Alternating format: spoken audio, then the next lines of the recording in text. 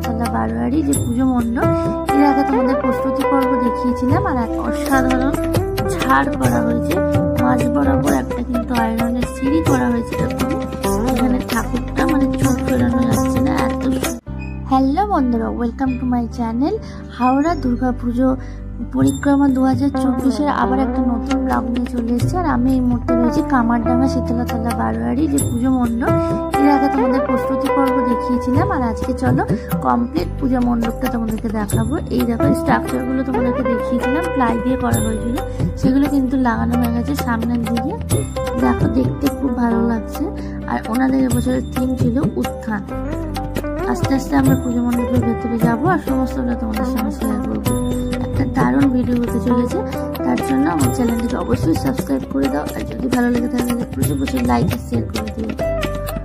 আমরা একদম ভেতর দিকে চলে এসেছি, দেখতে পাচ্ছ একদম পূজা মণ্ডপের ভেতরে এই স্ট্রাকচারগুলো কিন্তু খুব সুন্দরভাবে লাগানো হয়েছে। আর এই যে মাঝখানটা যেখানটা আয়রনের কাজ হয়েছিল তোমাদের দেখিয়েছিলাম, তখন কাজ চলছিল, এই জায়গাটা কিন্তু অসাধারণ ঝাড় করা হয়েছে, মাঝ বরাবর একটা কিন্তু আয়রনের সিঁড়ি করা হয়েছে। এটাই কিন্তু এই মণ্ডপের মূল অ্যাট্রাকশন বলতে পারো। মাঝ বরাবর উত্থান মানে কোনো কিছু উদ্ভব হওয়া, তো সেই জিনিসটাই এইটার মাধ্যমে ফুটিয়ে তোলা হয়েছে। আর এই সাইডগুলোতে দেখতে পাচ্ছি স্ট্রাকচারগুলো দেওয়া হয়েছে, আর তার মাঝে মাঝে কিন্তু কালারফুল কিছু জিনিস দিয়ে সেগুলো সাজানো হয়েছে, অনেকটা মই টাইপের লাগছে। আর ওনাদের দেয়ালগুলোতে দেখো লাল কালো নানান রকম কালার করে, তার মধ্যে কিন্তু প্রচুর মেসেজ দেওয়া হয়েছে। আর ওপর দিকে যে লাইটগুলো ঝুলছে দেখতে পাচ্ছ, ওগুলো কিন্তু কাঁচের গ্লাসের মধ্যে করা হয়েছে। তোমরা কারা কারা হাওড়া থেকে দেখছো অবশ্যই কিন্তু কমেন্ট বক্সে আমাকে জানিও। আর যদি ভালো লাগে অবশ্যই কিন্তু আমার চ্যানেলটিকে সাবস্ক্রাইব করে আমার পাশে যেত।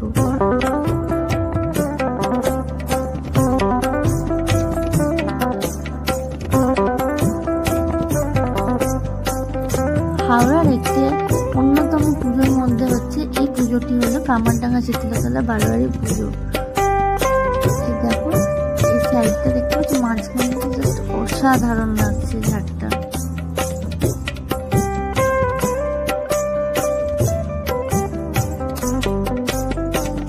এবার চলো তোমাদেরকে এখানে যে মা, সেই মায়ের দর্শন করাই।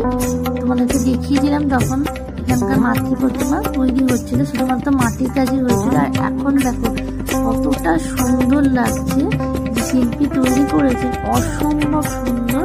ওনার হাতের কাজ একদম শান্ত স্নিগ্ধ স্নেহময়ী মা যেরকম হয় সেরকম। এখানে ঠাকুরটা মানে চোখ ফেরানো যাচ্ছে না, এত সুন্দর লাগছে। আর উপরের দিকে যে দারুণ একটা লাইটের কাজ করা হয়েছে। এবার আমরা এইটা হচ্ছে একটু তোমরা পুজো মণ্ডপে প্রবেশ করার পর এইটা দিয়ে কিন্তু বাইরে থেকে বেরিয়ে যেতে হবে।